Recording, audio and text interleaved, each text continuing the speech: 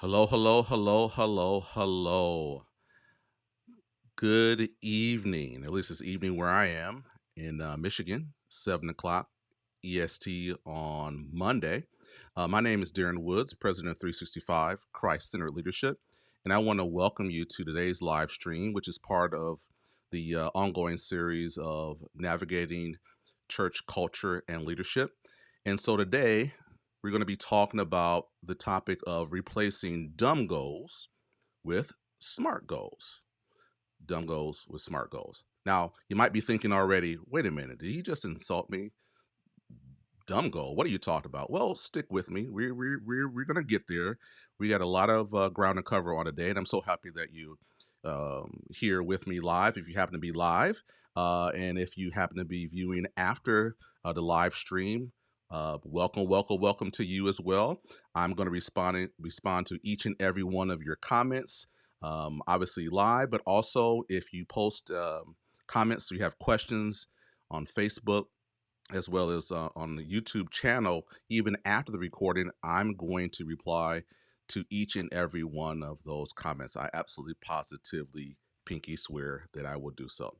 So again, welcome. We're going to be talking today about the subject of replacing dumb goals with smart goals. All right.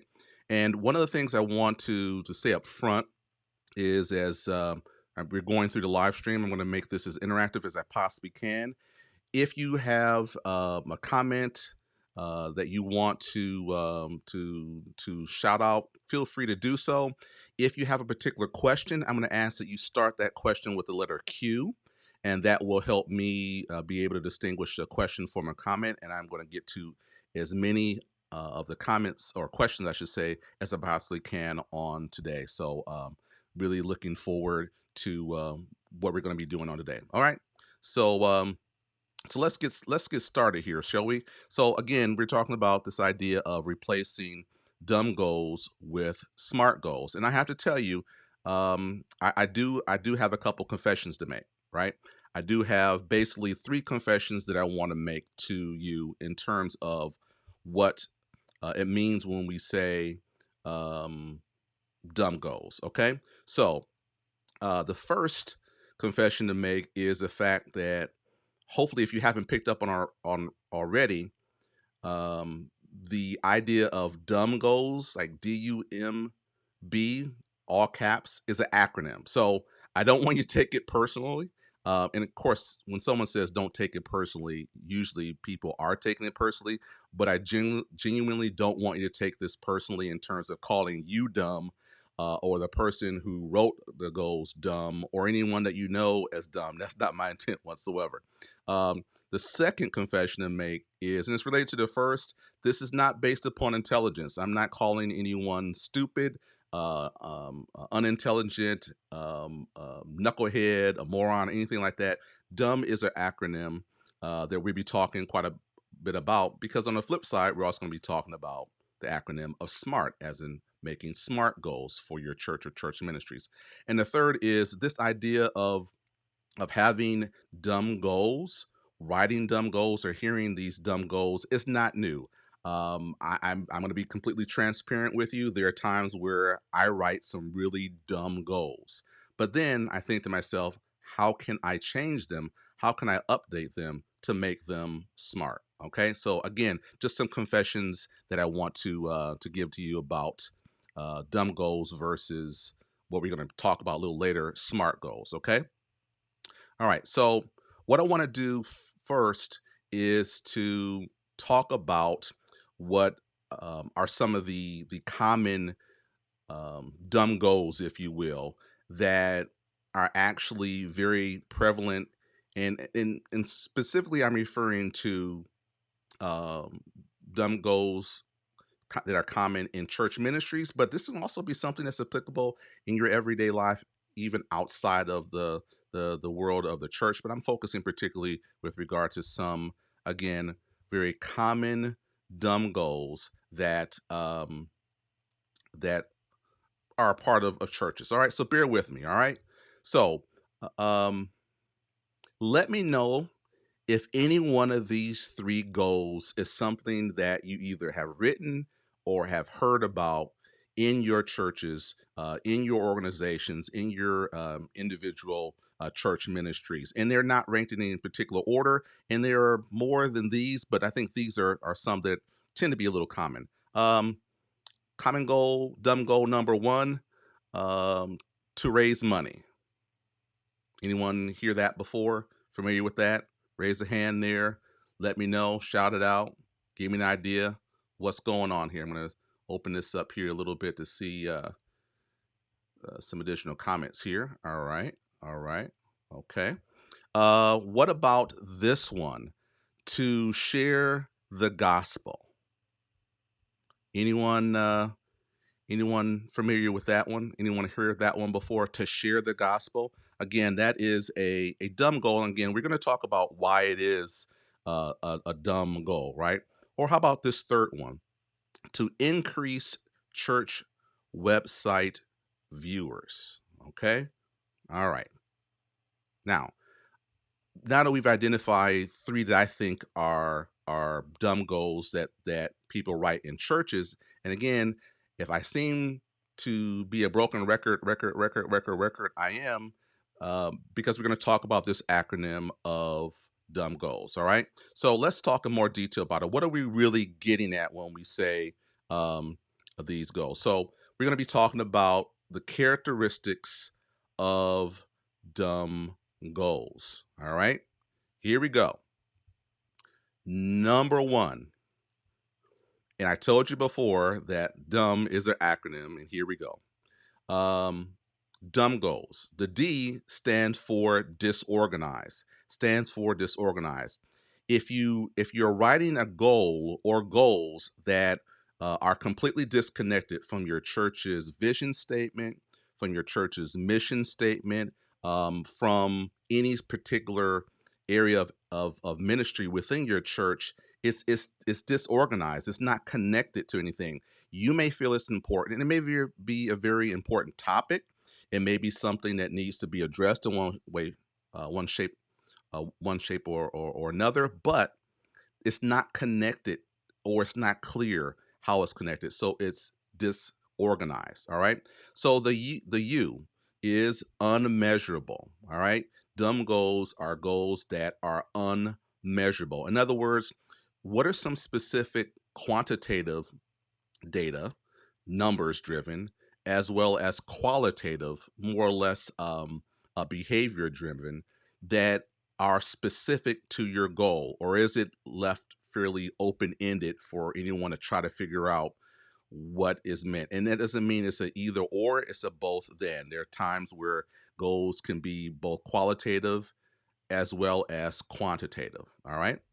All right, the M stands for manipulative, and this is a huge one, a very huge and common error with regard to people who write dumb goals. Now, what do we mean by it's being manipulative? Well, people try to defend their preconceived ideas, or they actually may want to lead and have in their minds a predetermined outcome, right? So we want to be careful that the goals that you establish in your various areas of church ministry are not manipulative, right? As the saying goes, numbers don't lie, but people can manipulate numbers. And then fourth, dumb goals are biased. This is probably even more common than a goal that is manipulative. And this idea of it being biased is the fact that it really doesn't mean it doesn't matter if you intend for it to be biased or not. It can have unintended consequences. It may come from a genuine place in your heart to pose the statement or craft a goal, but it could actually be biased. And we'll talk more with regard to that a little later on. So again, those are the four different areas with regard to dumb goals. They're disorganized, they are unmeasurable, they are manipulative, and they could very well be biased. All right. So you with me so far? I haven't lost anyone yet, have I? I haven't stepped on too many toes. If it applies to you, it may be a ouch or amen, but that's why we're here to learn more with each other. All right. Any comments, questions so far in terms of these characteristics of these dumb goals? All right. Just want to throw it out there. Checking to see here. Uh, comments here. All right. All right. Hi, Dolores. How you doing? Great seeing you. Absolutely great seeing you. All right. Fantastic. Happens to be my cousin. So, yeah, yeah. Okay. So, we talked about the characteristics of these dumb goals here, right? And so now let's focus a little bit more on um things that we can have a little bit more control over, if you will. Okay. All right.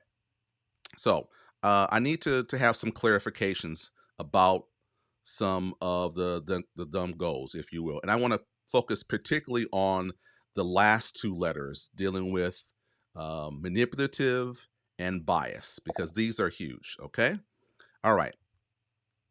So I just want to talk about and share with you a goal that is manipulative, and I want you to tell me why you think that may be the case. So here's the goal, all right? To figure out why people don't like the color of the carpet. Now you may joke and say, "Oh my goodness, who in the world would do something like that?" What? Why might that goal be manipulative in one way or another? Let's see what you had to say here. What are you thinking?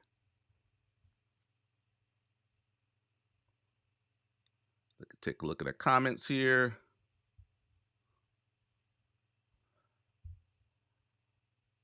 Okay, so it may look to be a goal that is not manipulative whatsoever, but I want you to think about it.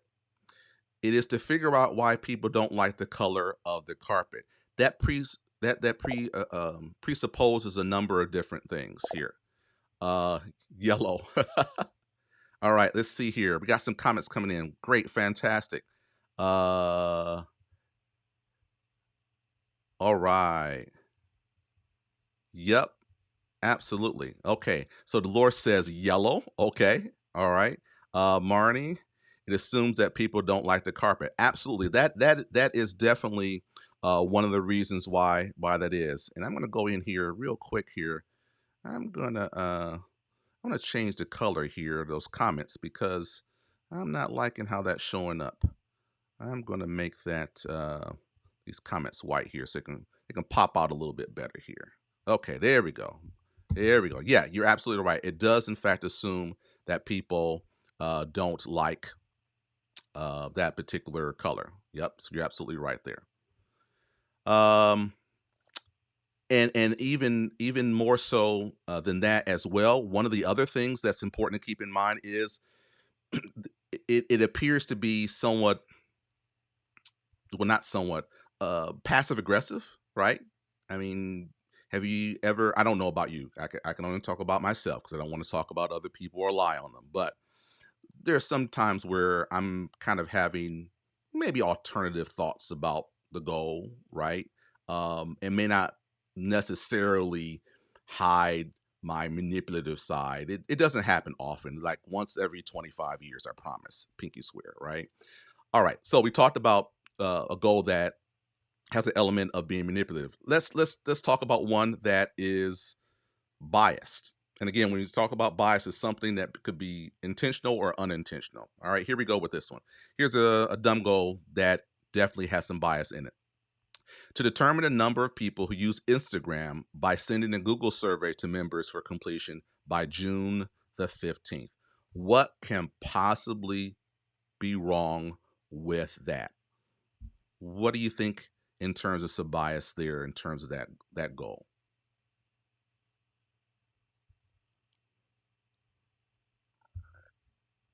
Let's see here.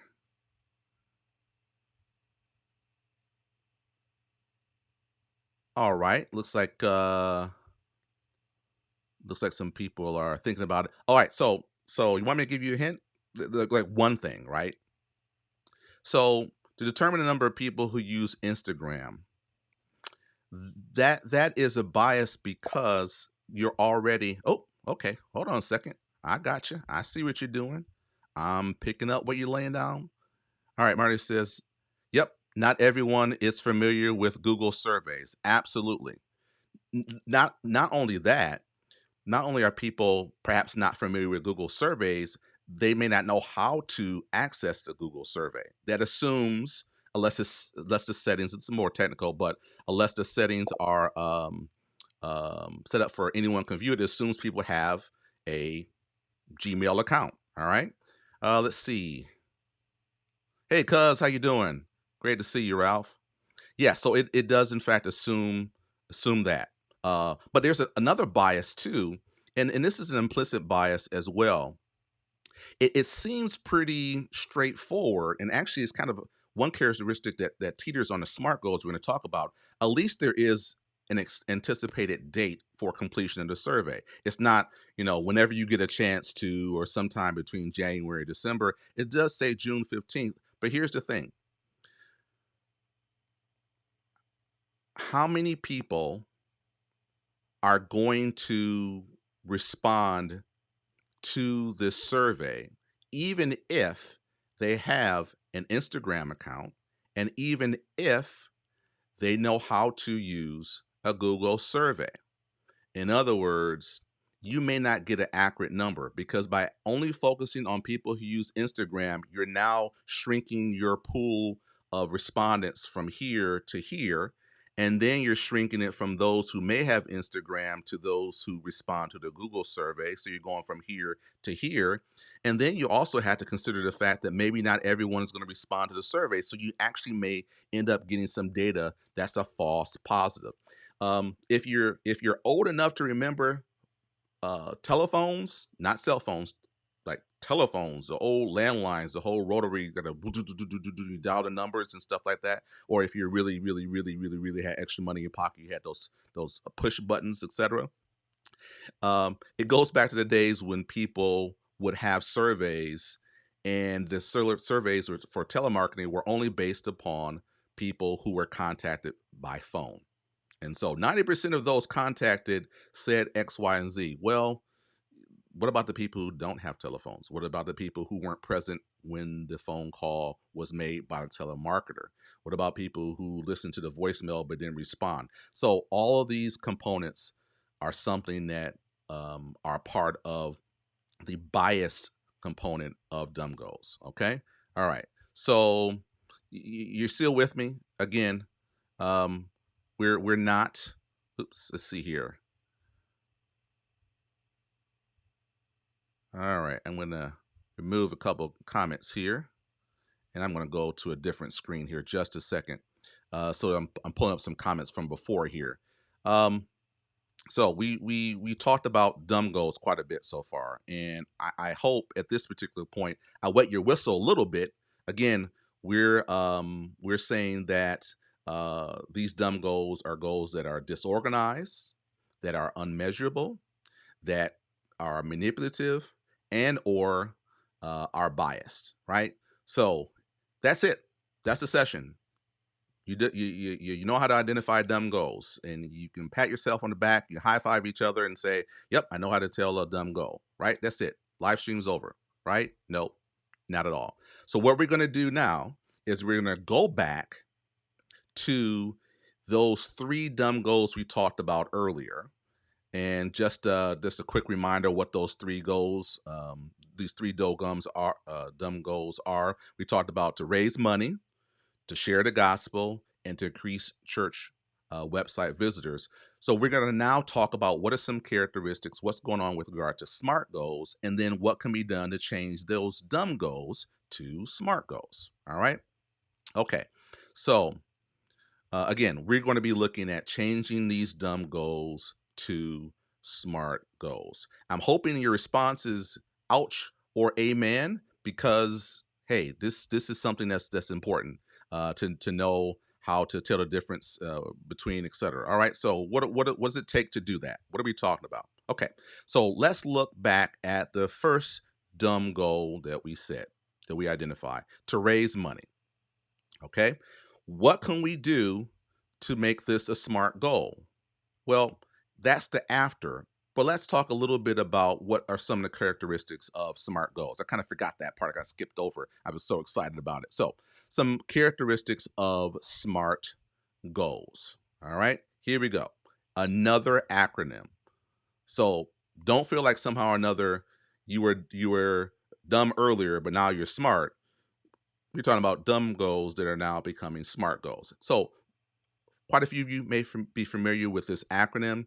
The R is a little bit different, so I'm going to explain a couple of that, a little bit, the rationale behind that R. So, SMART goals are specific, they are measurable, they are attainable, they are relatable. Now, some people have the R as relevant. I choose relatable because there has to be and needs to be a connection. Why is it important for another person or individuals to even um, craft the goal, and how does it connect to your membership or your greater church community? And then lastly, timely. All right. So specific, measurable, attainable, relatable, and timely. Those are the characteristics of SMART goals. Okay. All right. Whew. All right. Now, now we're going to go back and then we're going to look at the process of changing dumb goals to SMART goals. Here we go. First goal we looked at before, our first dumb goal is to raise money. Open ended, real general, way too general. Now let's look at what that goal would be as a SMART goal. To raise $5,000 from church and community members for the Waterford Township Salvation Army's Hunger Relief Program before August the 20th. Now, I will say, with regard to the SMART goal, again, we talked about the fact that it's specific, it's measurable, attainable, relatable, and timely. That doesn't mean that the way that the goal is written or typed or crafted has to include that same order as an SMART. It could, it as long as it has those elements, the order really doesn't matter. And if you're like me, literature teachers, sometimes I spend way too much time dealing with the language, if you will, the order of words or phrases, but the idea is it has those elements. Okay, so really specific. Okay, to raise $5,000. Now, to raise money, that's admirable. Now we have a benchmark. Now we have a benchmark, and that is $5,000. All right. Who's going to be involved in that process? Who's going to help? Who are going to be some of the stakeholders? We're looking at both church and community members. Why? Why is it? Why is this goal important? The relatable aspect. It's going to be for the Waterford Township Salvation Army's Hunger Relief Program. Very targeted, and particularly when you talk about goal setting and SMART goals related to finances, man, oh man, if you're talking about raising money and you're a church, you better be very specific about the reason why you're raising money, because donors, right, who are both within inside of your church, members of your church or greater community, they want to know exactly where is the money. Follow the money, right? And so this is not to increase the general treasury, to look better on our financial statements, etc. This is a targeted goal that can be easily relatable to each and every person who reads the goal and hopefully is a part of helping that goal become a reality. And then again, it's timely before August the 20th. So August 21st rolls around and you have $5,000, and then on August 21st, some funds come in and you get another 5,000. Great, you have 10,000. But at the very least, your goal was that $5,000 before August the 20th. All right. Hey Kim, how you doing? Welcome. Good to see you. Good to see you. Okay. Now, by the way, as we're talking about these SMART goals, I do want to mention just in passing that it's okay if you don't achieve your goal. And that really is a completely different conversation to have. But I want to deposit that in your spirit because sometimes I know I've had situations where I've written I think is a very, very good, smart goal, but it wasn't achieved. Going back to the goal we just talked about, maybe by August 20th, we only raised $2,500. Well, I don't want you to be too hard on yourself. Number one, in that particular example, that's $2,500 more than what you had before you started the goal. And secondly, there can be a revisiting of this goal and say, okay, we're going to have another goal that maybe is less money, or maybe circle back to another goal with funds going to a different organization. The bottom line is, don't be discouraged if you don't achieve all the elements of your SMART goal. In the upcoming session, I'm going to talk about action plans. And one of the reasons, not the only, but one of the reasons why in some cases SMART goals are not achieved is because there's not an action plan. That someone has that goal, like I said, to raise $5,000 by August 20th. Maybe maybe the beginning of August was when you let people know about your goal is publicized. That goal needs to be publicized way before the targeted date that you want to achieve that. It might be something that you start announcing or you have a campaign for with regard to January of that month. So who's accountable? Who's making sure this information is disseminated and reiterated? That's important as well. Okay. All right. So let's look at the second dumb goal. All right. To share the gospel. All right. That is a dumb goal. And again, dumb in quotation marks because it's D, disorganized, not connected to a mission statement or some aspect or memory of mission. U, it's not measurable. M, it could be manipulative. And B, it's something that can be biased. But we want to have SMART goals, right? That are specific, that are measurable, that are attainable, that are relatable, and that are timely. So we go from the dumb goal of to share the gospel to something that's a SMART goal, much more refined. All right. To establish at least 2 weekly jail ministry teams that offer Bible study to inmates in Lapeer County no later than September 25th. Okay. Now, I have a question for you.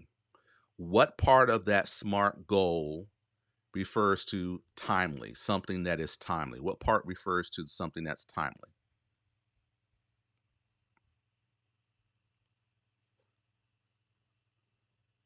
What are you thinking? And while you're thinking about the timely, why is it timely?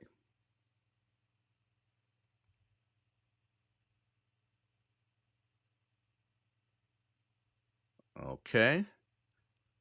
Come on, take a guess. Some of you, I'm sure you know. I'm sure you do. I'm absolutely positive you do. All right. So Marty says no later than September 20th. Absolutely right. Now, please don't think that having something like no later than um, is unimportant, right?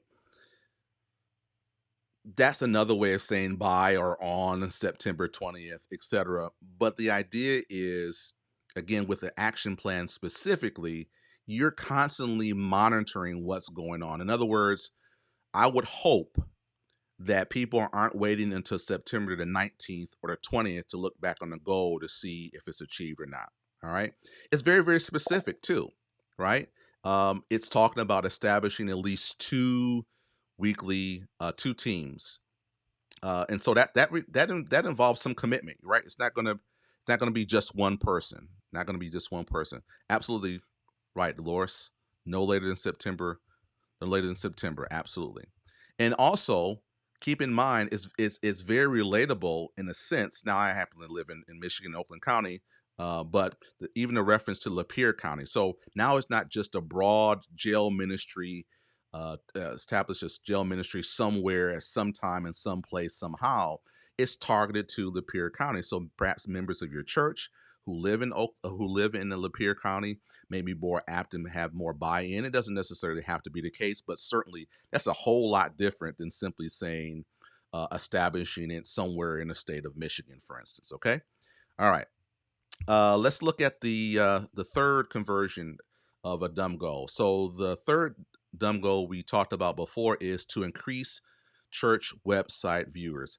I think at this particular point, with regard to social media and church technology, if your church is not having conversations about increasing the website viewers, or more specifically, goals with regard to engagement, it really is a disservice. We want to make decisions that are data driven, not just a gut response or reaction or a feeling, or just basically moving in whatever way the wind blows. You really want to have something in terms of a SMART goal related to the church engagement on your church website. By the way, as a side note, notice that this has to do with people who are viewers on your church website, which means implicitly you're talking about people who are not members of your church. You're talking about people who may not live in the same county, same state, the same continent, the same country whatsoever, but you want to increase those viewers. So the SMART goal version of that is to increase the number of viewers to the Lord Almighty's Church Sermon Podcast by 15% between January and March of this year. Now, I got to tell you, I kind of struggled with the name of the church because I wanted to make sure that it was a name of a church that I would know or you might know. So if your church happens to be called Lord Almighty, God bless you. It was not my intent to put you on blast like that. Just got to say that. All right. So here's the thing. This is a slightly different SMART goal because it has a number of different layers to that. And I hope you see what some of those are. Number one, it says to increase. Well, in order to increase or to measure increase, you first have to gather the data in terms of what the current number of viewers are. You can't just say to increase like the dumb goal version says. You have to do your due diligence. What is the current what are the current numbers of people who visit your website, and specifically with that sermon podcast? 10, 15, 5, no one, right? And it's also timely because it's a time period between January and March of this year. And I chose that because primarily we're looking at a little bit more of a longitudinal concept. So this is kind of like first quarter ish, depending upon how you view the months of the year, how your church has your operations and budget reflected. But this is over the course of 3 months, right? This is not a one-shot deal because you can get an anomaly. You can get an outlier very easily within a couple weeks or a month, et cetera. So you want to definitely make sure that you are sensitive to a realistic time frame. Um,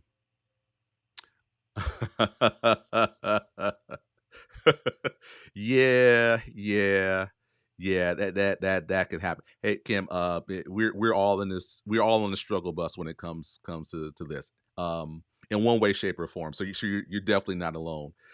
In that. The other thing I want to point out is, and this is helpful to have some people who are pretty good with math. I'm a literature teacher by trade, but I do math well sometimes. That notice, or the part of the goal that says basically increasing by 15%. So basically what you're doing is you're identifying the number of viewers on that particular sermon podcast at one particular time before your goal setting, your action plan, and you have to calculate. So in other words, you're not saying, okay, it started with 5 people viewing a sermon podcast in December 31st. But then from January to March, it went from 5 viewers to 10 viewers. And so we got 5 new viewers. No, this particular goal is set up for percentage increase. And so there's a formula for that. I don't want to get into it, but basically you're looking at the difference, where you start and where you end. And ideally, that would be something where you would increase, but it could be something that decreases there. So you're looking at the percentage increase there. Um, yeah, yeah. Procrastination, Kim, is one of my many Achilles heels. But yeah, absolutely, a smart goal is important there.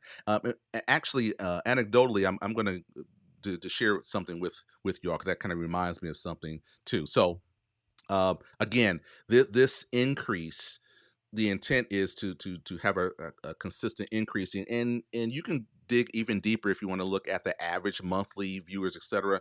But one subtle thing too I want to point out, and that is, if you notice, this is targeted for the sermon podcast specifically. So websites have different pages, have different leads, have different links, and the worst thing in the world is to have a smart goal that talks about to increase website viewers. That's kind of hard to really dig down into, and I know there are analytics that you can look at that talk about the landing page, the page where people visit your website, how long they've been engaged with that particular page, etc. But this is looking specifically so that perhaps there's conversation about whether the sermon podcast should be posted on the website. Maybe it's a conversation in terms of whether a particular podcast should be posted at all, or if it should be live streamed, etc. So those are some considerations to have there. Okay, so really quickly here, because we got about 8 more minutes here before we end, but I do want to share with you a personal example that Kim kind of reminded me about in terms of dumb goals and smart goals. And again, the focus is with regard to church ministry and areas of church ministry. But I think it's important that we also understand its relevancy to our personal lives. So um sometime last year, I went to my doctor, and during the visit, he basically shamed me and said, and then shamed me in a good way, like kicked my butt, not figuratively, but he needed to get my attention. He said, "Listen, Darren, you got to lose more weight, and when you lose more weight, there's a direct correlation with regard to some of the other things that are going on with you at your age and things of that nature." He said, "You need to lose weight." He said, "I'm going to see you in 4 or 5 months, whatever it was, and your goal is to lose 10 pounds." In fact, he said these wonderful words of encouragement that I wish every doctor would have told me growing up. He said, "If you don't lose at least 10 pounds when you come in, I'm going to kick your butt." Now, he was joking. He laughed. I laughed. He wasn't going to kick my butt, but that was a nice little subtle, not so subtle encouragement. Here's the thing: when I put the next date of my doctor's appointment in my calendar, I referenced that. I weighed myself every day. I looked back and figured out what I ate and how I could have eaten less of it in some cases, or more of it in other cases. And I tracked. I tracked weekly my weight loss, because I had a target date, and I can't remember, it's like 3, 6 months after he told me. I had that as my target date, right? That was a timely nature, right?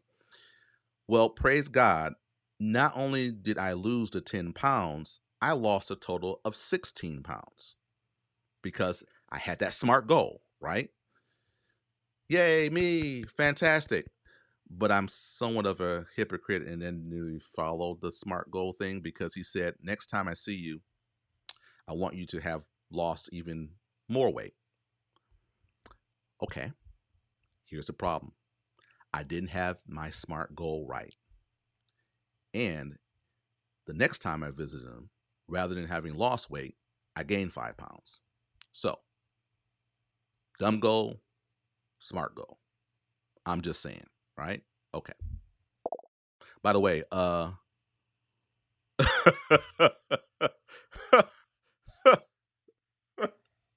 I'm just gonna let that comment simmer right there, and I will not expositionalize that comment.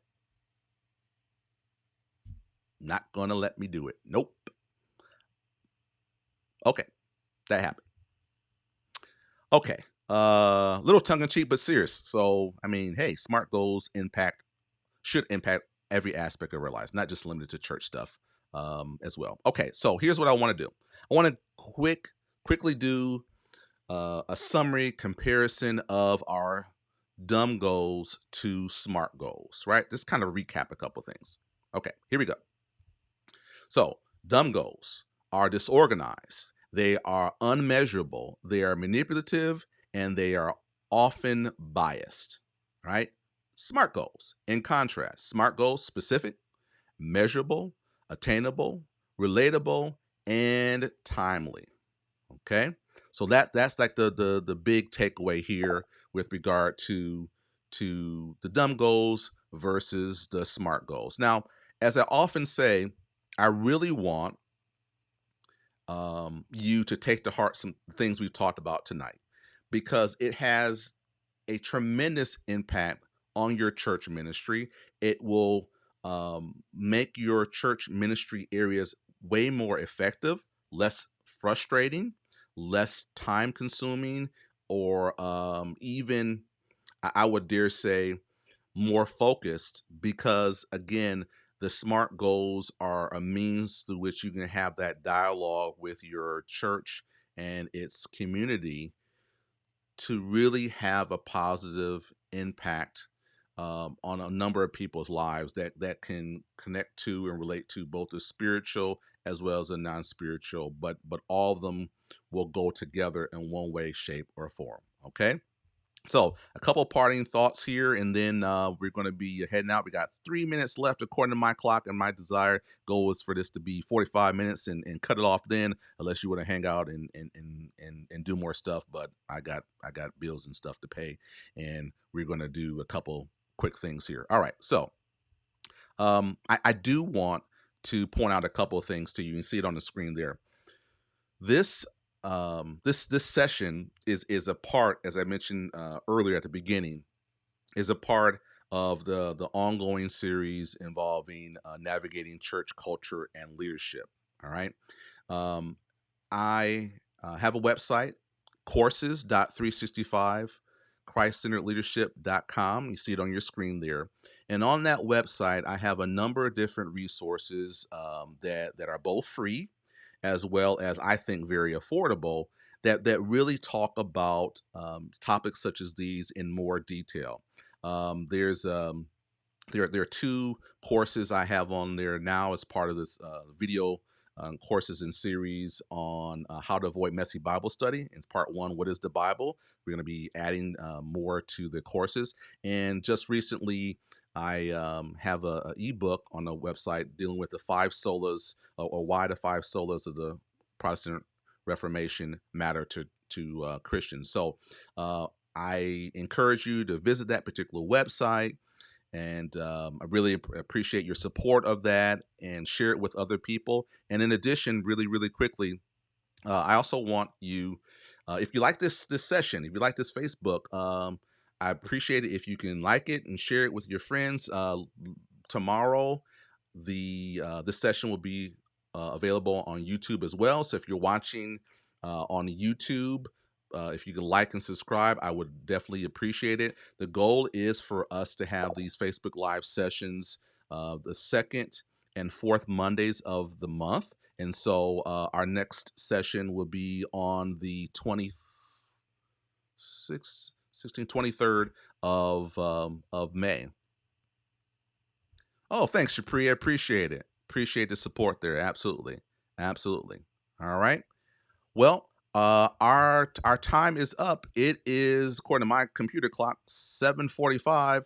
And so again, I enjoy hearing from each and every one of you, and I'm looking forward to seeing you in 2 weeks, May the 23rd, Monday.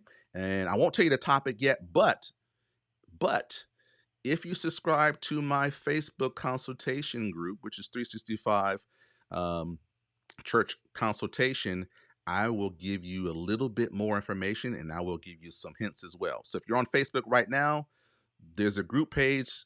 Subscribe to that group page. I'm going to send you some important information. Take care. God bless each and every one of you because you guys are awesome. And yep, enjoyed having you. Take care. Bye now.